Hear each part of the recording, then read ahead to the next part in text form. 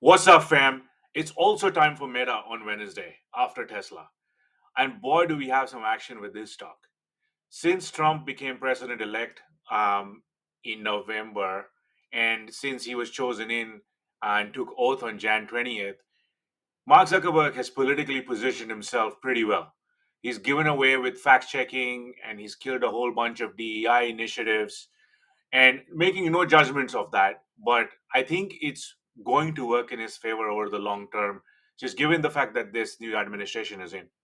Now, what's not worked so well in his favor is the fact that people who don't like that point of view have decided to probably quit the apps, Instagram and Meta. Those when he gave away with the fact checking bit, we saw a surge in search for how to actually get off these platforms. And so that's not worked so well. So that's the backdrop, and it is kind of contentious at this stage. Who knows what will actually work or not for him in his favor or not. Back to sort of what has worked for him is the fact that TikTok was about to be sold. Trump sort of saved their day at the last minute, but we don't really have a buyer for TikTok yet. So that's a little bit sort of still up in the air. Although we didn't really see a huge surge of users going from TikTok to Instagram. Although some would have said that that would have been the logical thing to do. Instead, they went to this app called Red Note, another app, another other Chinese apps. Anyway, this still remains to be a little bit of a headwind for Meta going into the future. Now, in terms of last quarter, I thought the quarter was excellent. They recorded their highest ever ARPU. They recorded their highest ever users. They recorded astronomical revenue growth. They stuck to their promise of our capex spending. I think that's one of the reasons why last quarter, which was Q3, the stock was down after earnings, was because investors didn't really embrace the fact that Meta was spending so much money on AI initiatives. Well, come this quarter, and this is my prediction for this quarter, but Meta has also released that they're going to spend about $60 billion in capex for 2025. So this trend is not stopping. This is happening at an absolutely interesting time in the whole AI landscape, environment, um, whatever you might call it. But with DeepSeek coming with their language learning model, and which was fractions lower of the cost of OpenAI coming up with their Chat GPT models or GPT models, this has caused a little bit of stir in that industry. Anything related to AI, software stocks have actually been the beneficiary, and I think this is a great thing going into Meta earnings. Sometimes there are these events just add fuel to the fire, something that we need. In terms of the outlook, they just said we're going to spend $60 billion of capex.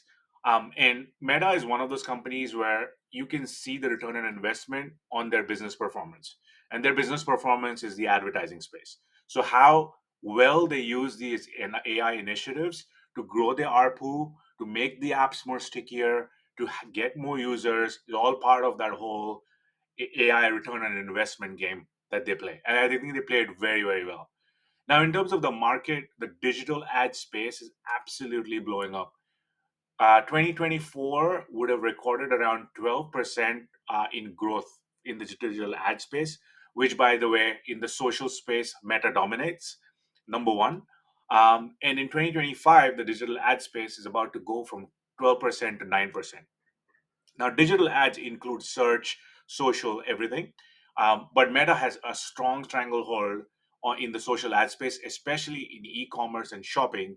These categories, which are absolutely blowing off. Shout out to Densu for some of the market data that I've just quoted in this video, by the way.